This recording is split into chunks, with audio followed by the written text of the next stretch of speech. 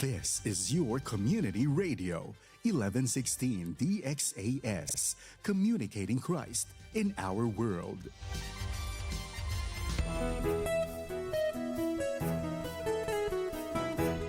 Kaibigan, kaya mong magtagumpay sa hamon ng buhay dahil may kasama ka.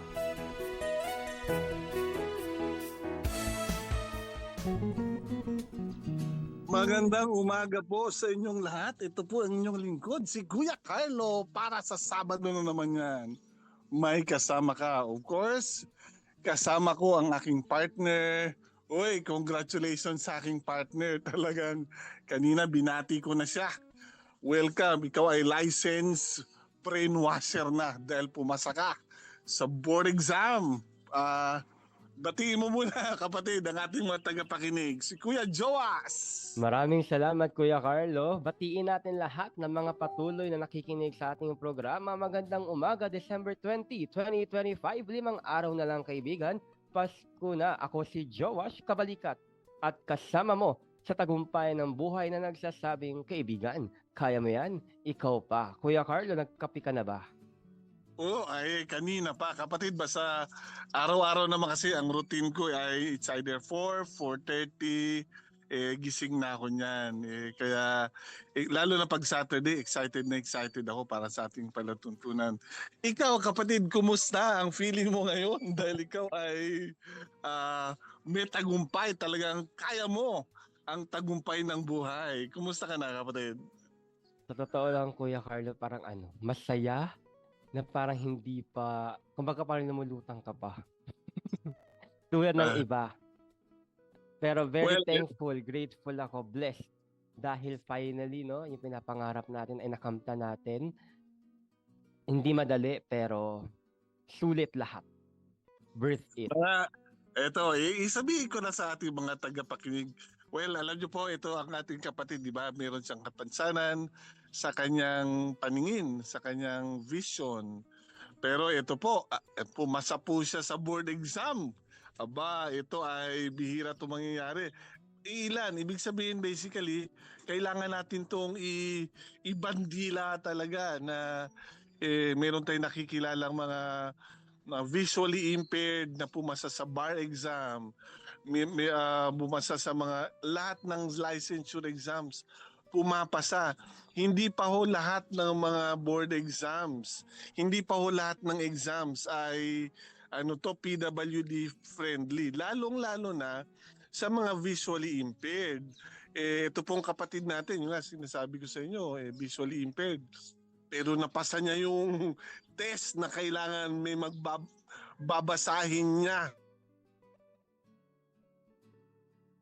Talakayan natin, kapatid, ikwento mo nga sa akin paano yung nangyari.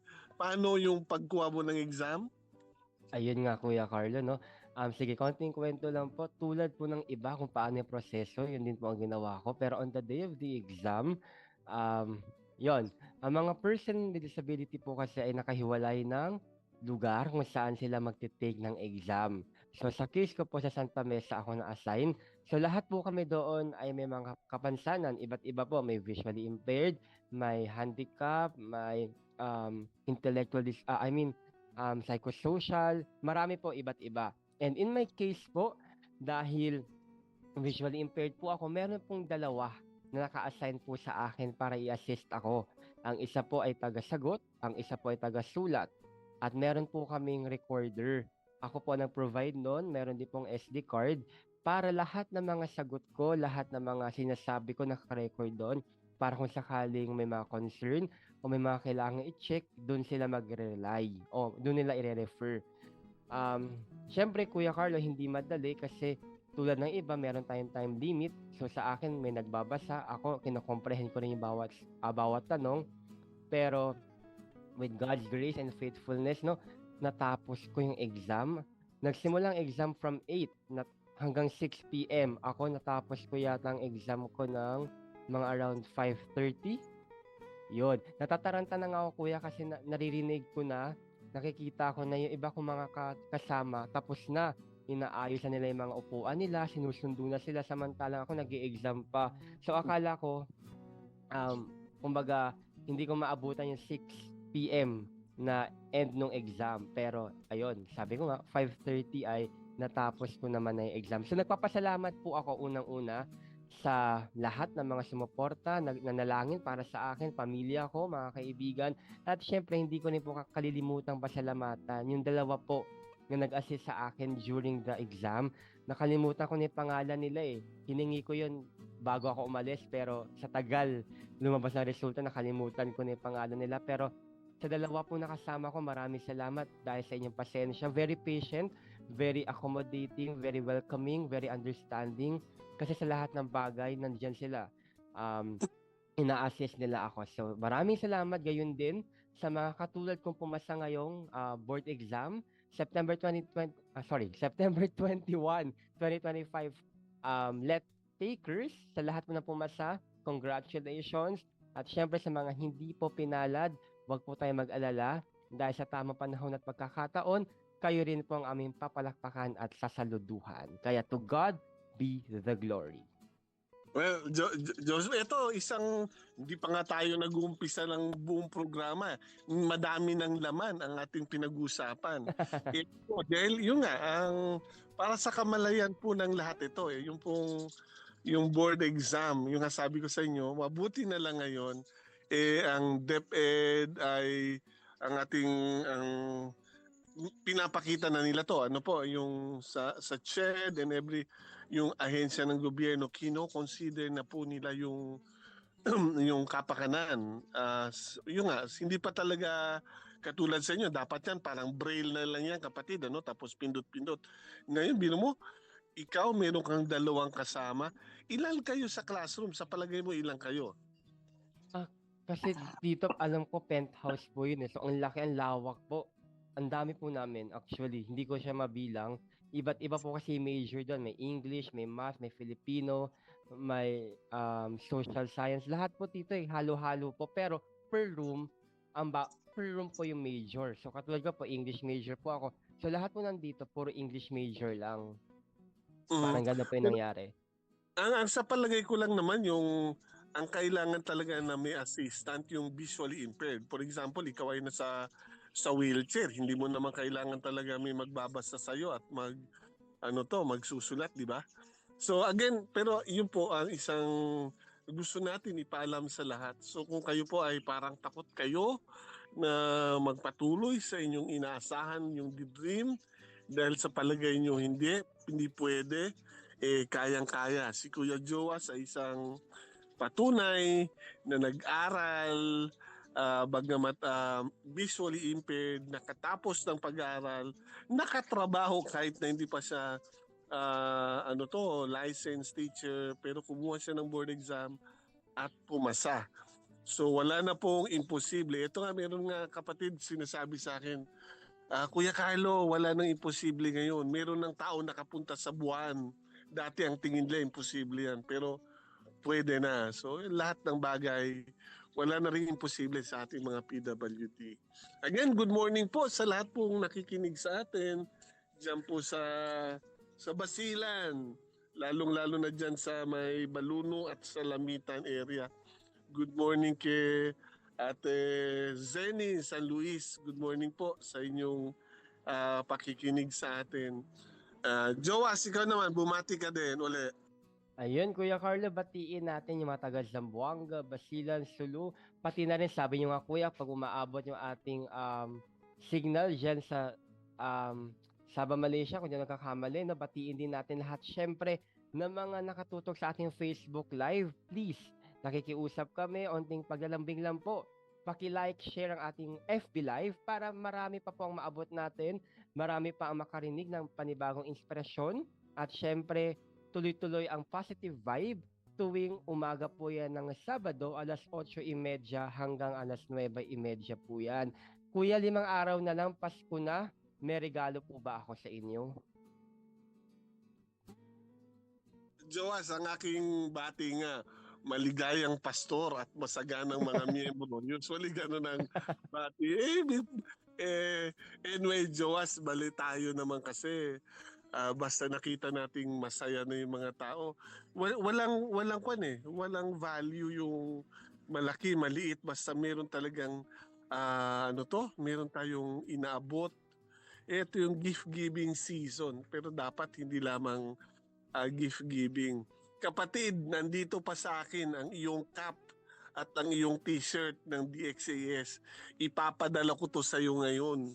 Wow. Dahil kinukubra mo na ako ng pamasko eh. So, tinago ko talaga yun, kapatid. Nung nag-anniversary dito ang DXAS ay nakatago talaga yung para sa'yo.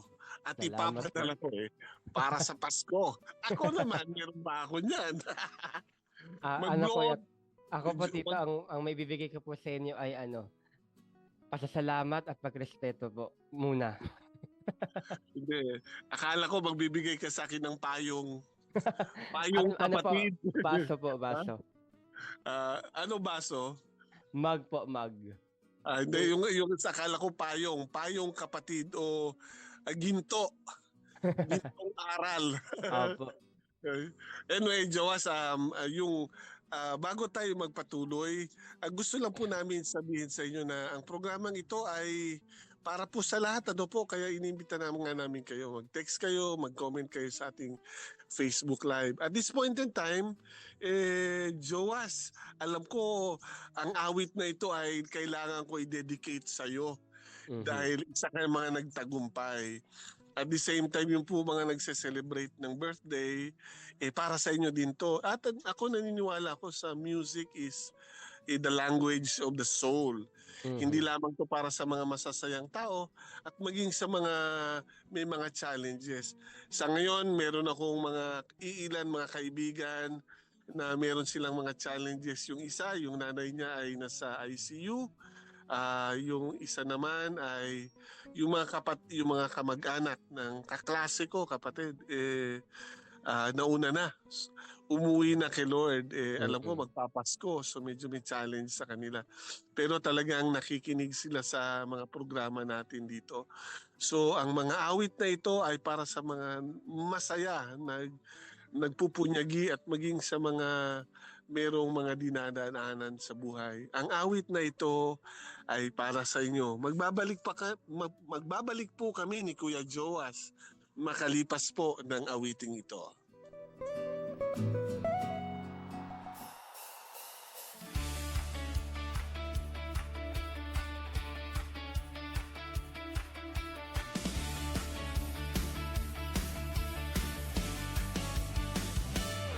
Si Jesus isinilang, liwanag sa dilim, pag-ibig na wagas, ngayon na dumating. Pag-asa ng mundo, handog ng may kapal, sa sanggol na hari, buhay ay banal, bawat puso'y sumasamba. Kaligtasan ay nadama.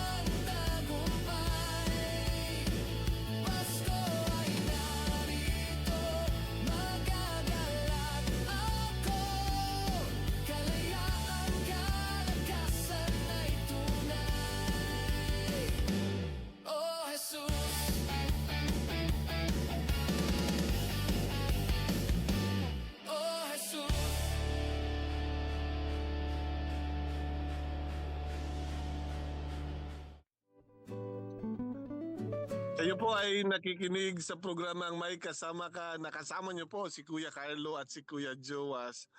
Ang programa pong ito ay napapakinggan sa 1116 DXAS na kung saan ang DXAS po ay isa po sa mga himpilan ng Far East Broadcasting Company. Ang FEBC po ay non-profit, non-commercial but donor-based radio station. Dahil po sa katapatan ng ating Diyos, tayo po ay nagpapatuloy sa pagbabahagi ng mabuting balita ni Kristo. Kung gusto niyo po maging partner ng ating radio ministry, mangyari po lamang, i-scan nyo lang po ang QR code ng ating GCash at ng ating mga bank accounts para po sa inyong mga donasyon. Kung kayo po ay nakapag-donate na, paki-message lamang po kami para po ma-acknowledge namin ang inyong generosity. Maraming salamat po sa inyong partnership at God bless you. Ayan, Kuya Joas, ano ba ang ating pag-usapan ngayon? Yes, Kuya Carlo, bago tayo magpatuloy, alam mo ba Kuya kung ano po ang title ng kantang pinakinggan natin kanina?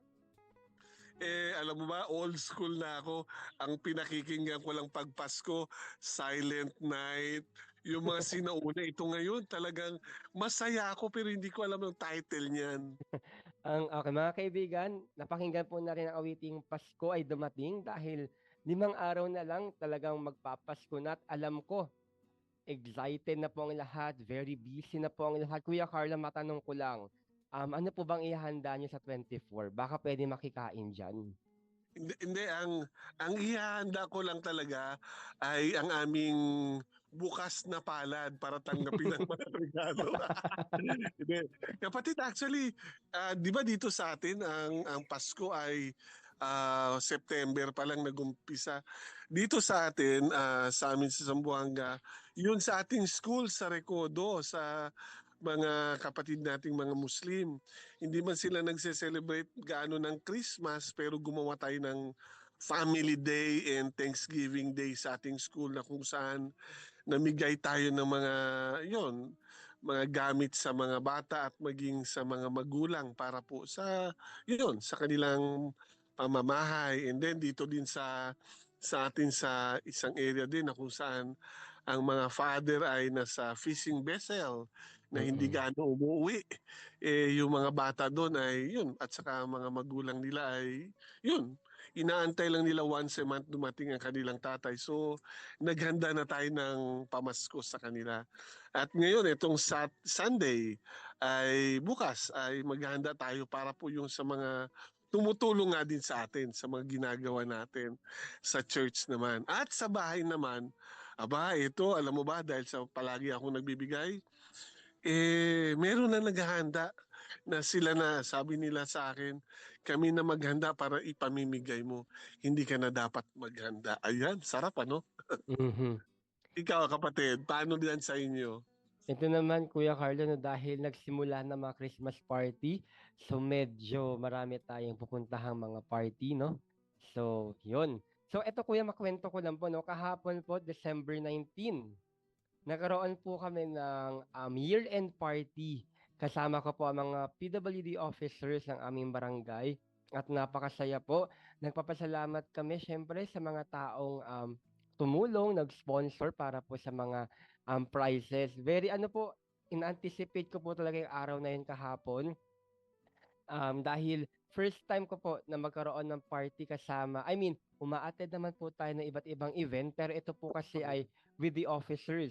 So, masaya po, napuno po ng tawanan, nagkaroon po kami ng mga games. Kami po ang naging host kahapon. So, tamang-tama naman dahil nag-enjoy po ang lahat para sila mga nag-grocery. Sabi nga nila, wala silang binili pero para sila nag-grocery. So sa mga ganung pamamaraan, no, maliit man na pamamaraan o malaki, maging pagpapala po tayo. And yun nga Kuya Carlo, tuloy ko lang po, no.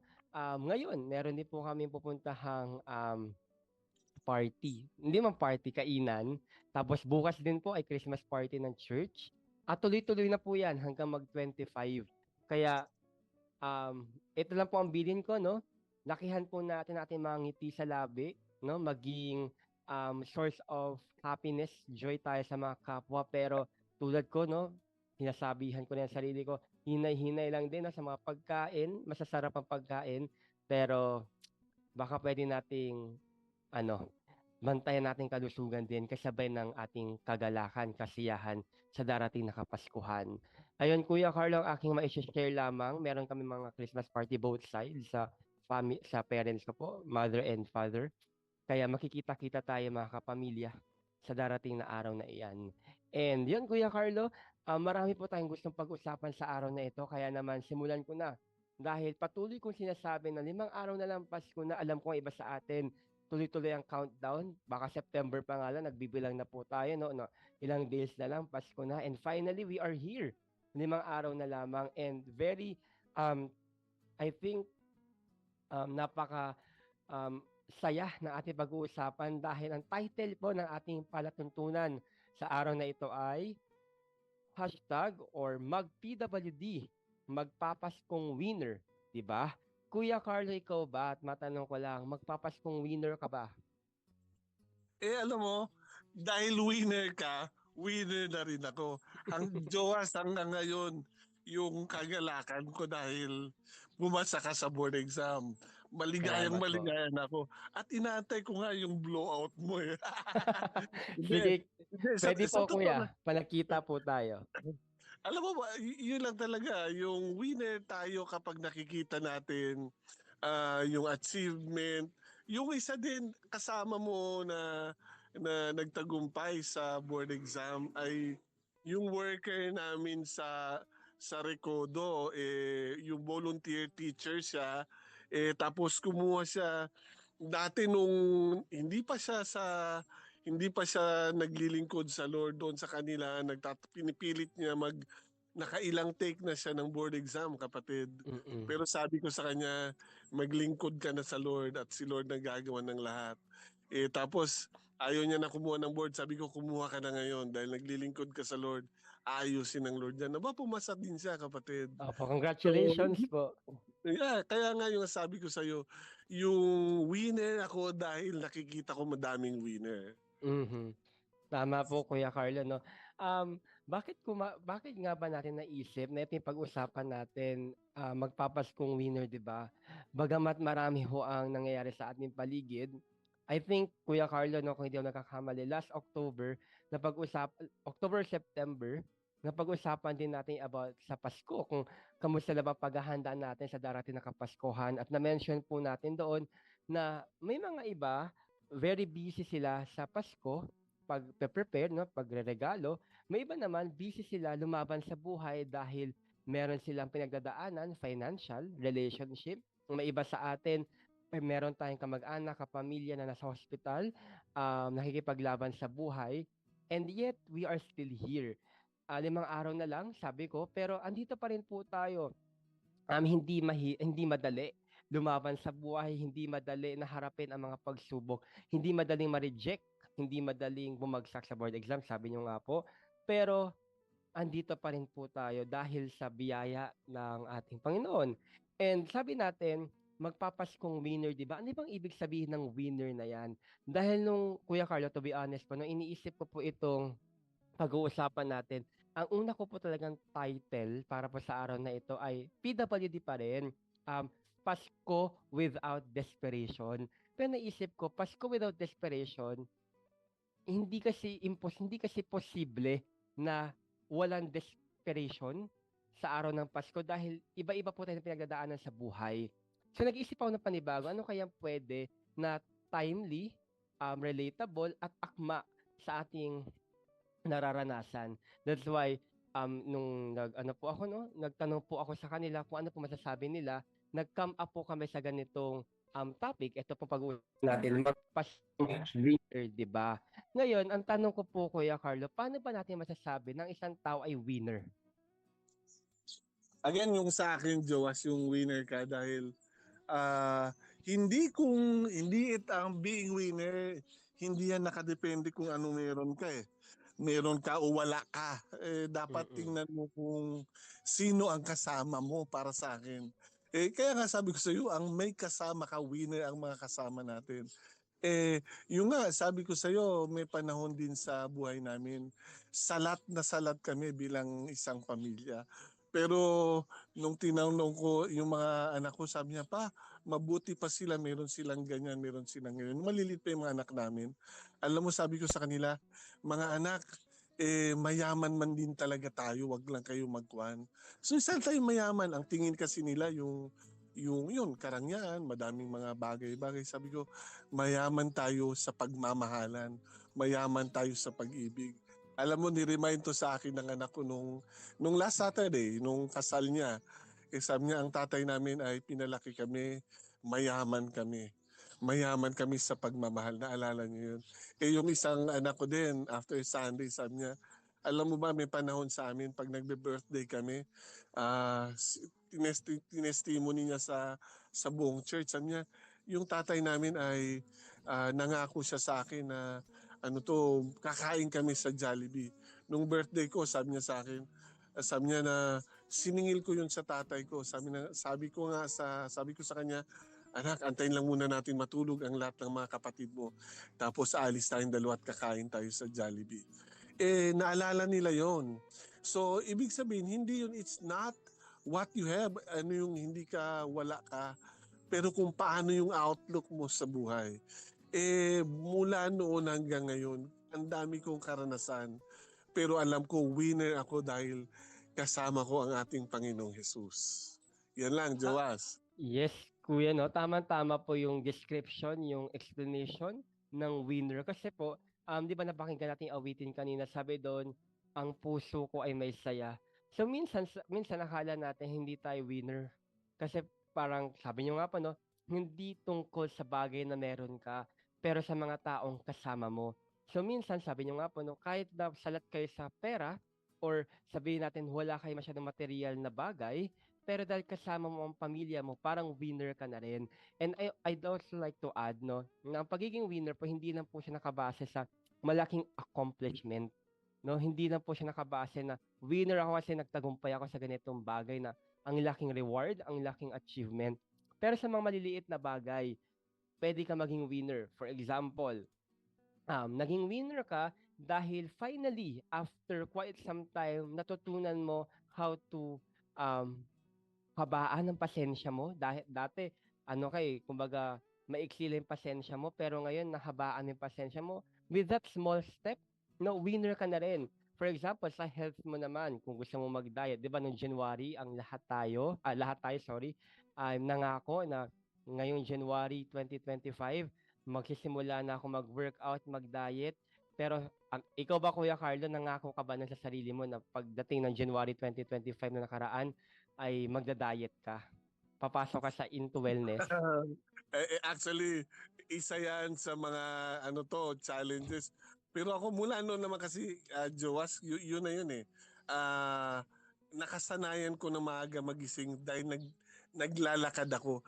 Meron nga akong isang kasama sa naglalakad na nag-inspire sa akin. Sabi niya, kung hindi lang talaga ako naglalakad-lakad sa ganitong umagang-umaga, siguro patay na ako nung nakaraang 2 buwan dahil dumaan siya sa pinakamahirap na health challenges sa buhay niya. Sabi niya, dahil matibay ang baga ko, matibay ako dahil sa paglalakad nating dalawa, tagumpay ako. So basically, I'm in good health pero may mga challenges. Yun nga, dahil sa in the past yung mga dati nating buhay, meron ng lamat. May lamat na ibig sabihin may scar ng ating katawan because of our lifestyle in the past. Pero basically ngayon, by God's grace, tagumpay ako pagdating dyan, kapatid. Tama po, Kuya Carlo, no? And to continue, gusto ko lang din sabihin na yung pagiging winner po natin ay, sabi ko nga kanina, no, sa mga maliliit na pamamaraan, no? Halimbawa, nag-decide ka po na into wellness, hindi man malaki pa yung improvement, hindi pa malaki yung nakikita nating resulta, pero winner ka na rin because you made a decision to change something within yourself, no, sa iyong katawan, sa iyong kalusugan. And ganun din po sa iba't ibang mga bagay, sa iba't ibang aspeto, yung decision making po natin, how we think, how we feel, parang winner na rin po tayo because nagkakaroon po ng change, ng transformation na nanggagaling po sa loob ng ating katawan.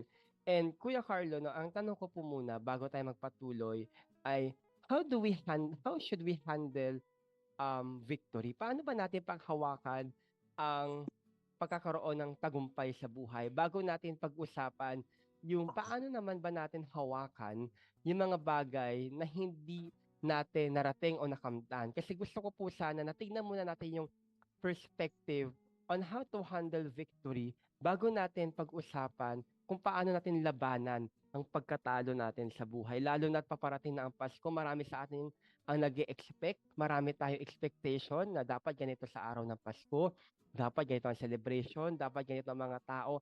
Pero the reality is, ang mundo po ay hindi ganyan. Hindi po ganito ang nangyayari sa atin. So yun, Kuya Carlo, no, ang aking katanungan sa iyo. Well, kung ikaw yung model ko dyan eh, kanina nung tinanong ko sa'yo kumusta ka, hindi ka nagsabi magaling kasi ako, ganun eh. Ang sabi mo lang talaga, nagpapasalamat ka sa Panginoon, nagpapasalamat ka sa mga taong tumulong sa'yo, sa iyong mga magulang. Handling victories o yung mga tagumpay sa buhay ay minsan kasi dalawang pwedeng mangyari.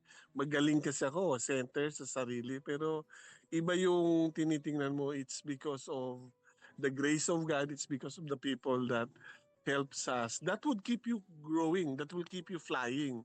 Para naman sa mga ng kabiguan, tandaan po natin, failure is not final. It's not the end.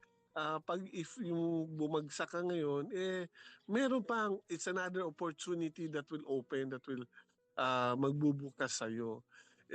Kaya yun lang, keep on looking on the brighter side of life. Para sa akin yun eh. Ang dami ko ding mga kabiguan, kapatid, mga kung sa sa kumahina-hina lang, mag-isip ka na mag-suicide. Mhm. Pero dahil sa nakita mo yung meron tong brighter side, my failure to now is not final. Meron pang mas magandang dadating sa buhay. So, yun yung masasagot ko dun sa tanong mo. Ito na may akin, Kuya Carlo, no, ever since, simula ho nung na-expose po ako, nalaman ko kung ano yung purpose at passion ko sa buhay, ang lagi kong sinasabi ay lahat po ng mga nakakamtan ko, lahat ng mga sabihin natin, praises ng mga tao sa paligid because nai-inspire sila sa akin. Ang lagi ko lang pong sinasabi, huwag siyang pumasok sa aking utak, huwag siyang pumasok sa aking isipan, no? Pero pumasok siya sa puso ko to understand, to accept kung ano ang meron ako. Kasi once mo na pumasok sa aking isipan, may posibilidad, may tendency yumabang ka, may tendency, merong possibility na magmataas ka. Kasi you think you can do everything. You think you are the best among the rest. Pero, pag puso natin ang pinairal natin, na we let that come in sa ating mga puso, mas lalo po nag-iignite yung fire to help understand others, and of course, to really work on sa iyong purpose, sa iyong passion. Bagamat mahirap siyang intindihin, mahirap siyang i-apply dahil sabi ko nga, no, tao lang tayo, we are imperfect. Meron tayong tendency na mag-fall, may tendency tayong magalit, sumuko, may tendency tayo na mahirapan. Pero lahat po ng mga emosyon na meron po tayo, we are to acknowledge that. But at the same time, we also have to work on it. We also have to accept it na ang buhay po natin, mga kaibigan, lalo na po sa mga person with disability, sabi ko nga ano ang title natin, mag-PWD, mag-person with disability, pero magpapaskong winner, di ba? Sa tingin ng iba, itong mga PWD na ito, wala naman itong magagawa talaga. Alam ko, rinding-rindi na tayo sa sinasabi namin ni Kuya Carlo na itong mga PWD na to, ang feeling nila, wala magagawa. Pero, bakit lagi ko siyang inuulit-ulit? Kasi gusto ko po na pumasok sa puso natin na itong mga katulad natin na may kapansanan, may magagawa po tayo. Pwede tayo maging winner sa tamang pagkakataon, sa tamang panahon, at if i-apply natin yung talent, yung ability na meron tayo. Bakit, Kuya Carlo? May mga iba sa atin, may kapansanan man o wala, alam nila yung talent nila, alam nila yung ability nila, but they don't want to apply. Ayaw nilang gamitin, ayaw nilang pagyamanin, because number one, it's either they are already contented with what they have, or number two, they don't want to strive at all. So dapat yun po yung ituro natin sa sarili natin, lalo na po itong Pasko, no? If God died for us, no? If God died for us, then we also have to die for ourselves. die for ourselves, kuya, para saan? Mamamatay ako para sa sarili ko? Yes, because sometimes we have to do or make decisions na masakit para sa atin, pero para din naman sa benefit natin. We also have to die for ourselves. Paano po yun, kuya? Kung gusto mong marating ang isang bagay, you want victory, right? Gusto mo maging matagumpay sa buhay, you also have to die for yourself. Paano? I-cut off mo lahat ng mga sa tingin mo ay hindrances, yung mga temptations, mga addictions, mga bagay na hindi naman makatutulong para sa inyong pag-abot sa iyong pangarap, alisin po natin. And kuya, ang hirap gawin. Gusto kong magkaroon ng kapayapaan sa puso ko, sa isipan ko. Then you also have to not dwell on the things that steals your peace. No, sa pamilya natin, minsan mahirap magbigay ng magpasensya, mahirap magpatawad, pero sabi ko nga, ulitin natin ha, tao lang tayo, i-acknowledge natin emotions natin sa tamang pamamaraan. So if you want peace in your home, then do it. Ikaw ang magsimula. If you want to have peace in your workplace, ikaw rin magsimula. So ibig sabihin, para maging winner tayo sa buhay, we have to mamatay tayo sa sarili natin. Sabi nga nila, 'di ba? It's either mabuhay ka para sa sarili mo o mamatay ka para sa ibang tao. Bagamat mahirap gawin, sabi ko nga, no, lagi natin ulitin 'yan kasi mailan sa atin baka hindi maintindihan.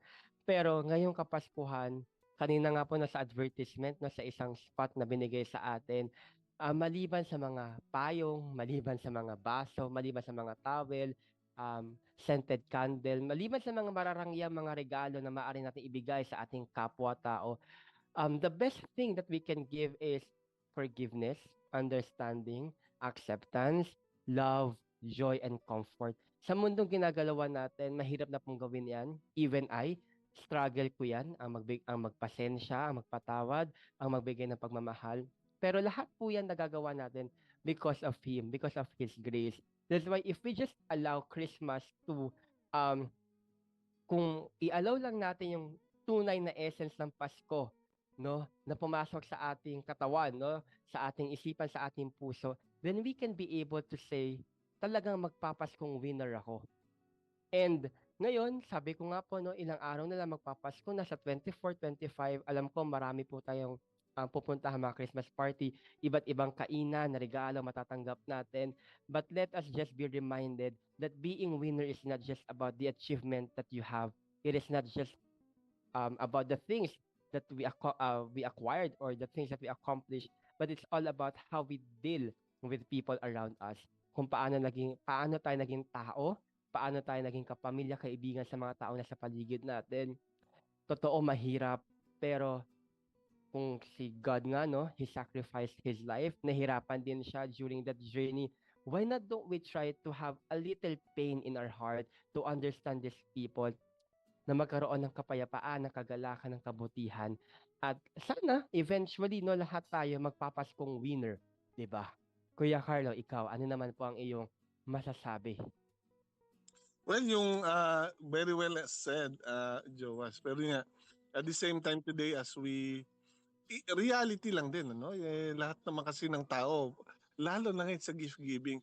Ako ay, sa totoo lang, pag sinabi mo mga exchange gift, hindi talaga ako sang-ayon dyan. Dahil pag sinabi mo nagbigay ka ng regalo, bigay lang, huwag ka nang umasa. Kaya sa pag-exchange gift kasi, tingnan mo meron tayong mga ginagawang, sige, dahil exchange gift tayo sa grupo natin, meron tayong para walang lugi, magbigay tayo ng misiling, 300 o 500 above ang ibibigay.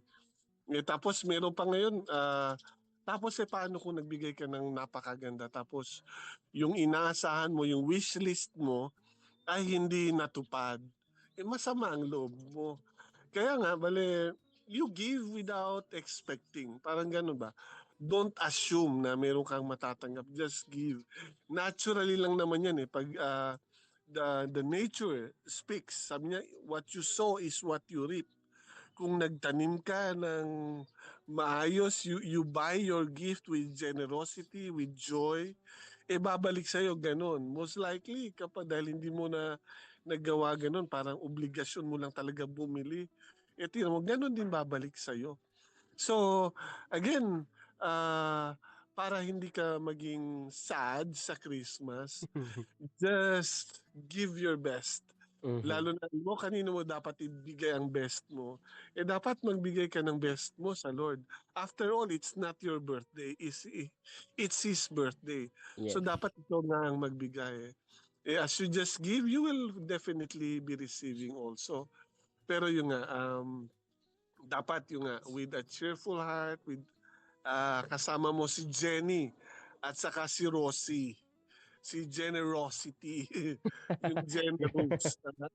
Dalawang kasama mo dyan pag Yes. magpunta ka sa mga party. Si Jenny at saka si Rose. Yes, Si tama Jenny po. Rose. So, di ba? Yung ganun lang yun. And definitely will end up being a winner. Yes, tama Kuya Carlo 'no. Maikwento ko lang po 'no, kung napanood niyo po ito sa, social media, I think hindi ko alam kung tama yung pagkakaalala ko 'no. Meron pong video na lumabas sa ating social media, baka napanood niyo po yun na nagrereklamo po ata yung magulang dahil ang natanggap ng anak niya sa exchange gift ay hindi worth nung price or nung ceiling amount na sinasabi. And tama po kayo Kuya Carlo 'no, if you give, wag na po tayo mag-expect. Although mga bata po kasi yun, eh, siyempre nature naman ng bata yan na at some point mag-expect 'no, dahil kagalakan nila yan, kasiyahan nila yan, para sa kanila ito. But sa ating mga nakakaintindi na, sa ating mga matured individuals na once we give, dapat wag na tayong mag-expect something in return. Kasi, 'di ba Kuya Carlo, para sa akin, iba kasi yung joy nung ikaw yung nagbibigay at ikaw yung nakatanggap. Ibang-iba talaga yung kagalakan pag ikaw yung nagbigay. Maliit man na amount o malaki, um, sabi natin, wala pong amount ang pagiging generous natin. Kung yan ang nasa puso mo, yan ang ibigay mo. Kasi minsan tayo, Kuya Carlo, no, reality check. Minsan ang budget mo sa isang tao, halimbawa magbibigay ka, naantig ka, no, bigyan ko kaya tayo ng 500 pesos. Tapos, okay na yung 500 pesos, pero sasabihin mo, teka lang, bakit 500? 1,000 na lang. Pero yung 1,000 na yun, parang ang bigat-bigat na sa'yo. Pero dahil minsan gusto natin magpa-impress, no? O, 1,000 ibibigay ko. Tayo ngayon ang nahihirapan. Pag uwi mo sa bahay, nako, 1,000 yung binigay ko, ilang ano na yun. Marami na mabibili sa 1,000, dapat pala 500 lang. So, ang gusto kong i-point out dito, kung ano po yung nasa puso natin, yun ang ibigay natin. Kung 200 yan, ibigay mo. Kung 100 yan, ibigay mo. Kasi nawawala yung essence ng generosity, nawawala yung essence ng pagiging magpagbigay mo. If in the end, you will think about it, ay, gumastos ako na ganitong pera. Dapat pala ganito lang. So, pag binigay na po natin, natutunan ko yan, no? Ang pera kasi is law of circulation daw po yan, no? Hindi lang po to about sa pera, sa lahat ng bagay. Law of circulation. Pag ibinigay na po natin, hayaan na po natin. Because sabi ko nga, circulation yan. Kung ano ibinigay mo, babalik rin sa'yo yan. Hindi man ngayon, hindi man bukas. Pero pag nangailangan ka, babalik din po sa'yo yan. So, ganun lang po. So, ngayong Pasko, we share, we give, without expecting something in return. And Kuya Carlo, may gusto po akong idagdag about sa pinag-uusapan nating winner. Dahil sabi natin, winner tayo kapag nagbigay tayo, winner tayo kapag nakapag-accomplish tayo ng mga bagay. But I'd like to highlight this one. Pakinggan po natin ito. Ang sabi po dito sa Proverbs 21 verse 31. The horse is made ready for the day of the battle, but the victory belongs to the Lord. Minsan po sa buhay natin, very prepared na tayo. Talagang okay tayo, no? Well-equipped, ika nga nila. Minsan, narating natin yung victory. Pinaghirapan, pinagsumikapan, naabot natin yung tagumpay. That's why yung sinasabi ni Kuya Carlo na hindi dahil sa kagalingan natin, hindi dahil sa ako yung pinaka-best hindi dahil sa ako yung pinaka-magaling, but because the victory belongs to the Lord. So ito pong sinasabi ko na to, ang pagiging winner ho natin, we acknowledge that there is someone up above na gumawa ng kaparaanan para marating natin yan. Hindi lang dahil sa ability, hindi lang dahil sa capability o talento na meron tayo, but it's all about Him who gave us that grace, that talent, that ability to become an overcomer. That's why even if we are ready, even if sa tingin natin sa lahat ng mga bagay na ito, kayang-kaya natin, but if God didn't allow that na mangyari sa atin, na maging matagumpay, ang ibig sabihin lang naman is not yet our time, is not yet for us. Or maybe there is something that He wanted to teach you. There is something that He wanted you to realize na, anak, parang medyo nagmadali ka ata or parang hindi pa itong pagkakataon para sa'yo. And siguro sabihin ng iba, ikaw kuya, ikaw Joash, it's easy for you to say that kasi successful ka eh. Kumbaga yung pinanalangin mo, yung pinagsamikapan mo, worth it. Kumbaga, yung resulta ay positive. Paano naman kaya kami na binigay namin ang buong puso namin, binigay namin lahat ng oras, sakripisyo, lahat, give up namin para sa bagay nito, and yet, we ended up being zero. Ang masasabi ko lang po, tama po, naiintindihan ko yan. I don't want to invalidate your feelings, your emotions, dahil lahat po tayo, kumbaga may right tayo para sabihin yan. Pero ang gusto ko lang pong sabihin is, at the end of the day, whatever the result, it is God who is being glorified, no? Naging matagumpay ka man o hindi, siya pa rin naman yon. No, if we just, kumbaga, i-acknowledge lang natin na baka hindi pa ito yung time para sa akin, baka hindi pa itong panahon para sa akin, baka, natutunan ko ito sa isa kong, actually, hindi naman siya nag-fail, pero naging successful din naman siya sa board exam. Nakita ko yung post niya. Sabi niya, if I failed, praise God. If I passed, praise God. Sasabihin ng mga tao, ang dali lang sabihin niya kasi nga, pumasa ka sa board exam or pumasa ka sa, gumanda yung negosyo mo eh. Maayos yung pamilya mo. Sakit ngayong Pasko, hindi pa may dadaanan. Pero, in whatever season we are in, it is all because of His grace. Bakit pa rin tayo naririto? Bakit magpapasko tayong winner? Bakit magpapasko pa rin tayo? Bagamat sabi nila, 500 lang tayo pang Noche Buena. Pero, alam mo, sa buhay Kuya Carlo, tingnan na lang po natin yung mga positive things na meron po tayo. Natutunan ko po yan sa magulang ko na we have to look on the things that we have, hindi sa mga bagay na wala tayo. Kasi magiging malungkot ho talaga tayo. Magiging, sabi nila, masalimuot ang araw natin. Tingnan na lang natin yung mga bagay na meron tayo. Meron kang malusog na pangangatawan, meron kang maliit na ipon sa bank account mo, kasama mo yung pamilya mo, may tinitirhan ka, may pagkain kang kinakain, may mga kaibigan, kapamilya ka, at gusto kong i-highlight ang sabi ni Kuya Carlo, salat man kami, pero mayaman kami sa pagmamahal. So, ganun talaga. Ang pagmamahal pa rin naman talaga na naig sa lahat ng bagay. Yon, Kuya Carlo, ang gusto kong i-share. Kayo po ba may nais pa kayong idagdag? Well, yung nakaraang hindi ko alam exact date, no? Nagkaroon po ng payout dito sa amin sa mga PWD. And meron po isang na alam ko storya na biro po, 2-3 barangay kasi cluster ang pagre-release. So medyo mahaba-haba kahit na sabi mo hindi naman gaano kadami yung ang mga recipient ng mga validated na PWD. Pero alam mo ba yung isang kaibigan ko, sabi niya, nagpila ako talaga. Pero pagkatapos na natanggap niya yung ilang halagang pera, yung isang pamangkin niya ay may kailangan sa school. Dahil magdi-December na contributions and all these things, yung ilang oras niya sa init, nagpila ganon, binigay niya lahat sa pamangkin niya. Sabi niya, sulit yung pagod ko dahil nakita ko yung tuwa sa pamangkin ko. So ganoon din kapatid yung joy ang hindi nababayaran yun eh. Hindi nababayaran ang kagalakan when you share. Walang halaga yan. Ibig sabihin priceless. Walang katumbas na halaga kapag nakita mo maligaya yung tumatanggap.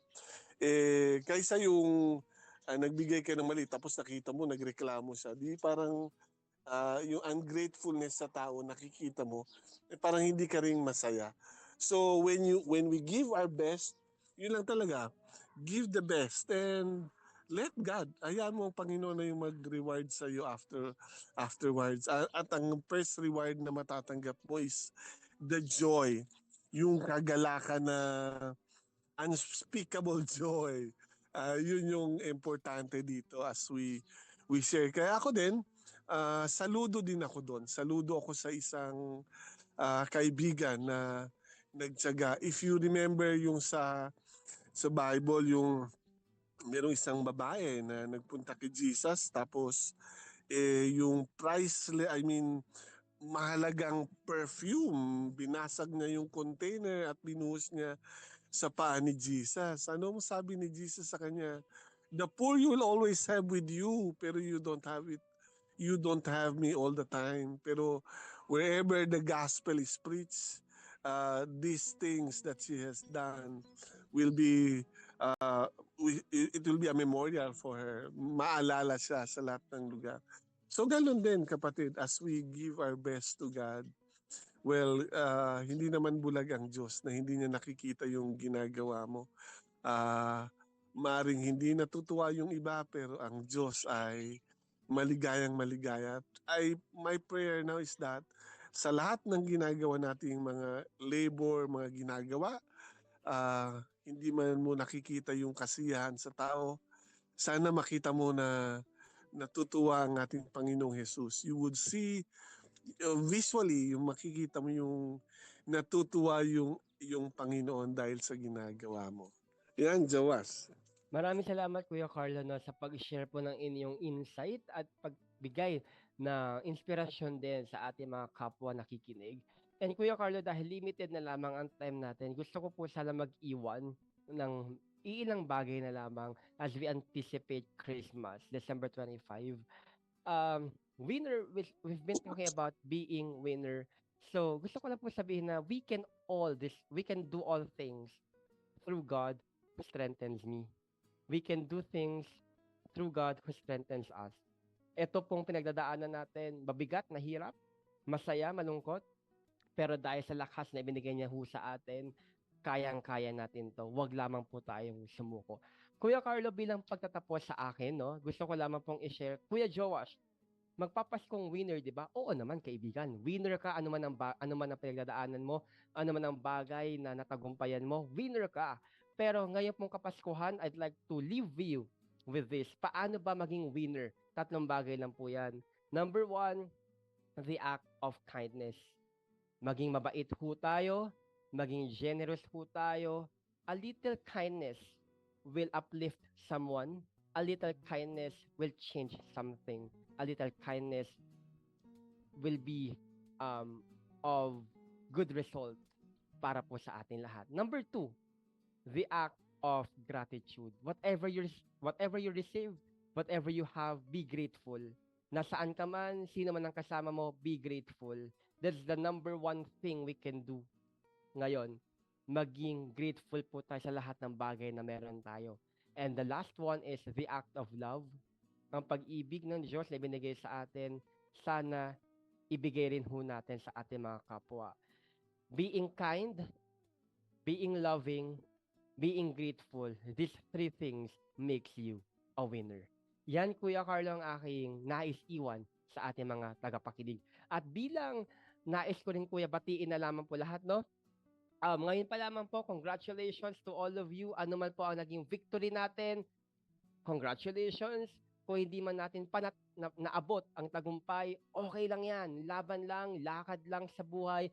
Dahil sa tamang panahon, pagkakataon, if God allows, mapupunta yan para sa'yo. At syempre, batiin ko lang din, congratulations, no? Sa lahat ng mga pumasa sa board exam, ano man po ang ating tinake, nursing at iba't iba pa po mga profesyon. Congratulations po sa inyo. And also, congratulations to Miss Ariel Rose Magno Redubla for passing the board exam. Ayan. And Kuya Carlo, kayo po bilang pagtatapos, ano po ang inyong nais sabihin? Well, yung Joas, maring magpapasko na talaga. And ang akin lang gusto ko, natutuwa ako yung sa sinabi ng yumaong si former Senator Enrile. Gusto ko, happy ka. Yun lang, kapatid. It's a time for us to be joyful, be glad, and enjoy the season.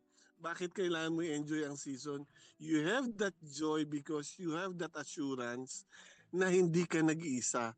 Kasama mo ang ating Panginoon. Carlo, muli maraming salamat. Merry Christmas po sa ating lahat.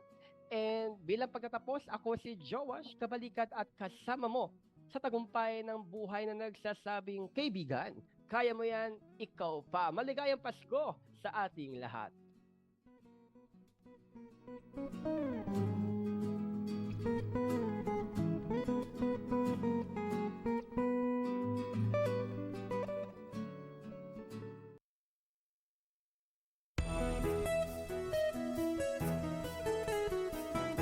Inyong napakinggan ang programang May Kasama Ka. Para sa mga mensahe o komento, mag-text o tumawag sa 0916-296-6625. Fuerza Naval, ang inyong